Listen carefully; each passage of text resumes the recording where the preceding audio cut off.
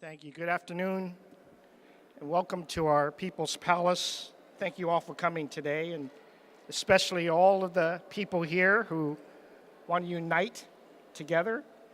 It's a great city, and we're here today because 5 years ago we made as a nation a promise to a generation of young people.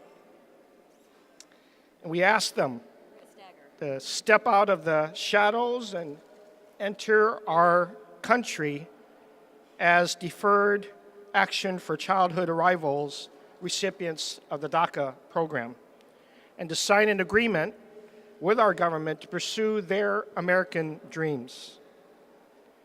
Today, the federal administration has broken that promise and turned their backs on these young people. These individuals have only known our country as their home. They are diligent students, dedicated workers who aspire for economic prosperity and educational excellence. We have seen them as they rescue families from floodwaters in Hurricane Harvey, serve in our armed forces, and act as innovative new contributors to our economy. They are here because their families fled their countries in the grips of war and from dire economic straits. They saw America as the country that we all believe it to be, a beacon of hope, a place of refuge. So to punish them for seeking a better life seems unconscionably cruel. Today, we are joined by 3 recipients of the DACA program who represent the promise of our immigrant communities. Hong Mei, Alicia, and Deanna are college graduates, talented in their own rights as artists and as advocates for their fellow immigrants. They deliver fresh food to their community members, have helped students with their language studies, and worked in nonprofits.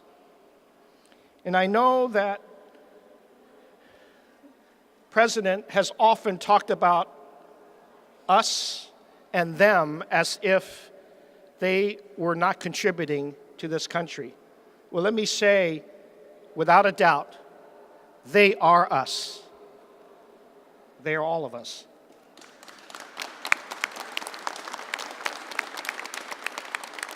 They should not have to live in fear of deportation every time they drive a car or speak with a public safety official. So we heard the United States Attorney General's announcement today to rescind DACA. And while that is happening, it is not too late for Congress to act humanely. They can save the livelihoods of almost 800,000 young people who have earned the right to stay in this country. And of course, we need comprehensive immigration reform in this country. But we need more humanity in order to do that. And until that happens, communities will be divided and families will continue to be torn apart by these kinds of political decisions. So we, together, every one of us, from our police department to our school district, to our city college, to our supervisors and elected officials, join with our immigrant communities, with their advocates, with their families, and we urge Congress to come together on an immigration reform package that takes care of this. The lives of these wonderful individuals are too important to be part of some political game. So before we move on to our next speaker, I want to acknowledge all of our city agencies, our health department, our community-based organizations who have been fearless and who have worked so hard on behalf of our immigrant communities. And in particular, let me thank our Office of Civic Engagement and Immigrant Affairs that houses our Immigrant Rights Commission for their leadership on the DACA SF program. Now, if I may, I would like to introduce one of our recipients of the DACA program. Her name is Deanna. She's a banana slug. I don't know if you know that. In other words, she's a graduate of UC Santa Cruz, just like my daughter. And she served as a community engagement intern with the Coalition of Humane Immigrant Rights and is a DACA recipient.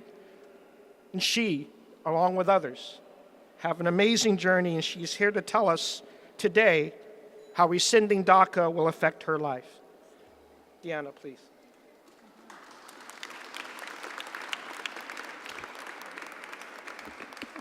Hi everyone, my name is Diana. I'm a DACA recipient. It's been 5 years since I got DACA, and because of DACA, which temporarily changed my status, I was able to go to school, work really hard in school at UC Santa Cruz, and graduate and get a degree, and now I have a career that's very rewarding to me. And to me, DACA was a very successful program that recognized the potential of immigrants and gave us an opportunity to use that potential. So after meeting strict requirements, being screened, background checks, and filing to renew every 2 years, then we got this temporary status. And with that, we were able to pursue school or whatever else we wanted to achieve our dreams. And my own story is that my parents immigrated from China to Mexico, and they worked under the table jobs for $3 an hour every day of the year to support my brother and I, and that's amazing. And to me, that's so amazing, and it speaks to the power and resilience of immigrants. And so DACA only gave some of us this opportunity to thrive, but I believe that all immigrants have this potential. So we're inseparable parts of the community and from our families, and we're vital and valuable to our workplaces, doing things every day that contribute to this country. So this fight will be made up of these people and also the allies. And I believe that when we collectively work together and support each other, we're going to build on this power that's been in all immigrants. And it may have taken DACA to reveal that, but it really is in all of us. So this announcement is not the end for me. We'll keep fighting. And I'm very lucky to be in a city that's championing immigrant rights and also working at an organization that believes in the power of immigrants and how opportunity will open up this power. And so with that, I want to introduce Celine Connolly, who's the chair of Immigrant Rights Commission here in San Francisco.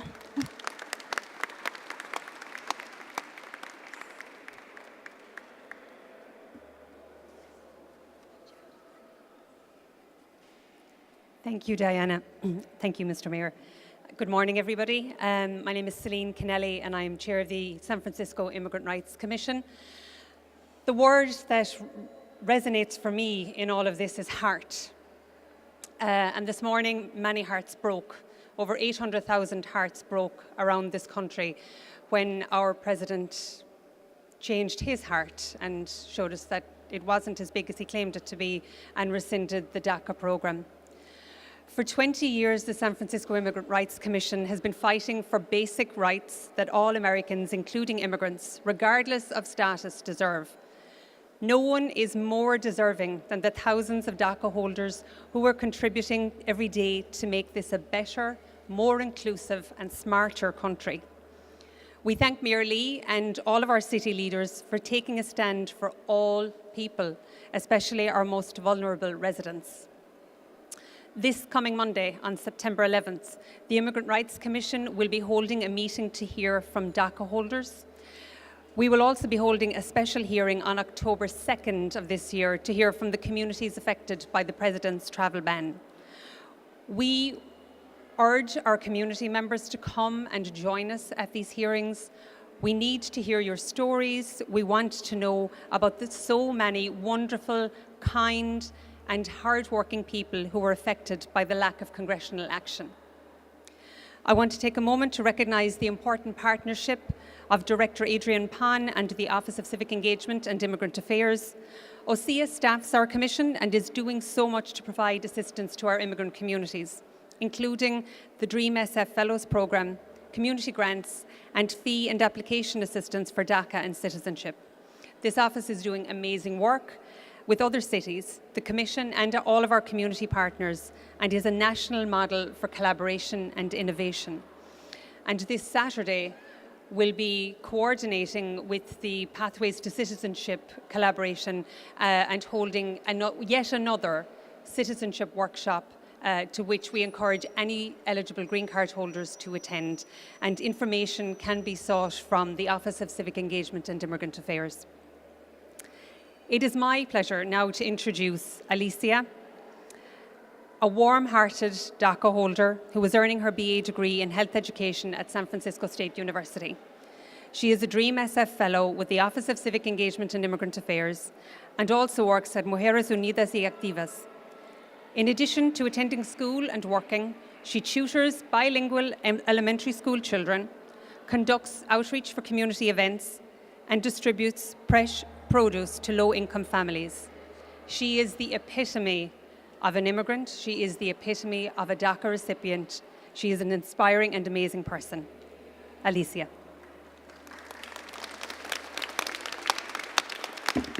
Thank you, Celine. Hi, everyone. My name is Alicia. I'm a DACA recipient, and I'm currently working at Mujeres Unidas y Activas, thanks to the DREAM SF Fellowship Program that's hosted by the Office of Civic Engagement and Immigrant Affairs. I am very disappointed with the news that we heard today. Coming over here, I couldn't help but reflect how I'm going to go to my home and speak to my family about what this means to me as a professional, as a community member. And it's devastating because this program that has offered me the opportunity, I was able to go home after 13 years and see my grandparents after so long, and now it really hurts me because that's my original home, and now I have come to realize that this is also my home, San Francisco. I have built a lot of strong relationships, especially with the nonprofit organization that I'm working on, with these resilient women who have very inspired me so much to continue this fight and really continue this work of really empowering our immigrant communities. And me as a young leader, I'm not ready to give up. I'm here to fight. I'm not going nowhere. This is a home. You are all my home. I'm your neighbor. I'm the person that rides the bus with you. It's not time. This DACA program ended, yeah, but it doesn't mean that all of the 800,000 dreams will be shattered. That is not what I'm saying here. I am here and I am willing to fight. I'm not going to go home and tell my parents that it's over. It's not over, even though I'll be graduating pretty soon, and with this time frame that the president has just announced and calling Congress to make an action is a very uncertain time for me, but it just means that I have to have hope, and I have hope. I have hope, and I know that this community right here, I'm very lucky and standing in a very special place where I know that all of you will put the fight and will remain strong in this time to really, really support each other for what's coming next. Thank you. And we will now hear from Larissa Dugan Cuadra, who is the Executive Director of Carecen.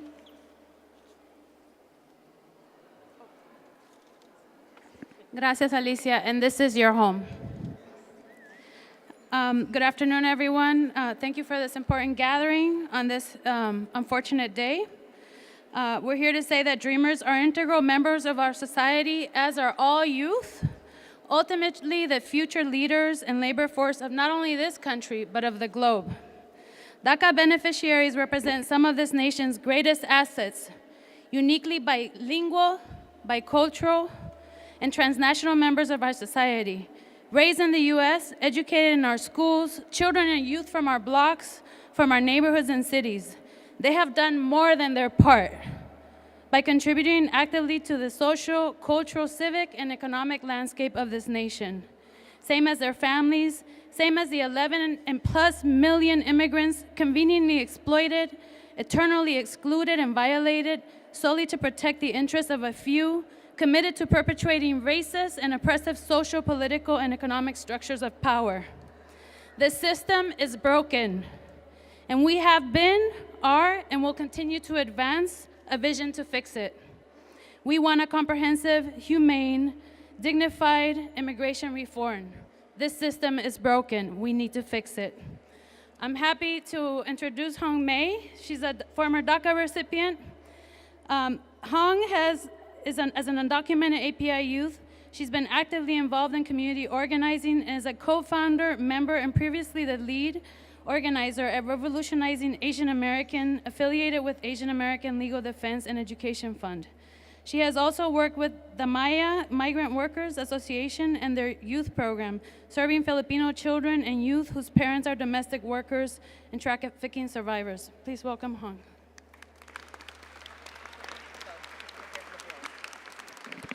Thank you, Larissa. Hi, everyone. My name is Hong Mei Peng. I'm the Immigrant Rights Program Manager at Chinese for Affirmative Action. And today we heard an announcement that is an attack on all immigrants in this country. We have an administration that is entangled with white supremacy and is determined to criminalize all immigrants.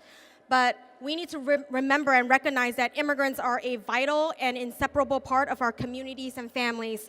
The plan to end DACA is born out of cruel xenophobia, and the call for legislations like the RACE Act through today's announcement capitalizes on this violence that leaves immigrant families unsafe so that they can garner momentum to undermine the democratic participation and civic engagement of all immigrants. We need to stop the violence that aims to militarize the border. We need to stop the proliferation of detention centers, turn workplaces into immigration checkpoints, and we need to stop tearing families apart through deportations to profit off the suffering of all immigrants. And we need to remember that we can't be fooled by the fact that today's announcement is an isolated incident or to give into this fear-mongering, because the immigrant community will unite against these atrocities. 5 years ago, because of DACA, I was able to start community organizing. I was able to build community power, to build through undocumented API youth organizing to be here today. And we will continue to build through grassroots power and community organizing. Undocumented leadership has been at the center of these victories. DACA didn't just happen. DACA happened because undocumented people put themselves and their bodies on the line. And here in San Francisco, we have organized to win sanctuary ordinances. We have won to strengthen due process protections, and San Francisco will remain a beacon for all. We will uphold intrinsic values of equality, inclusivity, and to uphold the human rights and dignity and respect for all immigrants. CAA, with other community partners, will continue to serve through the support of OSEA and the Mayor's Office to offer Know Your Rights workshop, provide free legal referrals, and to continue to advocate for policies that aim at making sure that all immigrants across the state that can integrate and fight for racial, economic, and social justice for all. Thank you. And with that, I would like to bring Mr. Shaman Walton to the stand. He has served on the San Francisco Board of Education since 2014 and co-authored resolutions to implement pathways to SFUSD careers and internship programs, pathways for Arabic and Vietnamese language, and support for African American students in the San Francisco Unified School District. Mr. Walton. Good afternoon. I have one question for anyone who wants to divide families. What would you do if it was your family, Mr. Trump? What would you do if it was your family, Mr. Sessions? And let us all remember, here's a little history lesson. This country was founded by immigrants. This country was developed by immigrants. This country's foundation was created by immigrants. So shame on us, shame on anyone who wishes to separate families who wishes to push out the very people who've been the fabric of this country and this city since its inception. In the San Francisco Unified School District, we put our policies where our mouths are. And that's why I'm standing here with Commissioner Marase, with Vice President Mendoza-McDonald, with our superintendent, Dr. Vince Matthews, to tell everyone since 2012, when DACA was instituted, SFUSD has been helping current and past district students who are eligible for DACA obtain available enrollment histories and schools transcripts at no cost. We have a webpage designed to help and support our DACA students. Our staff, our teachers, our counselors, our entire school personnel and wellness coordinators receive current information on the DACA program in order to provide support for DACA students continuously.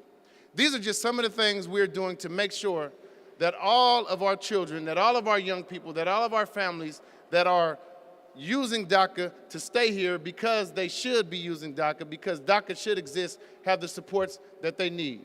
So I ask you to not let our president blame Congress because he could have not went forward with this decision. I ask you to blame Congress because we the people have the power to make sure that we push our representatives to do what is right, and that is for the right immigrant policy reform. Thank you for being here. Thank you for supporting our immigrants. This press conference is closed.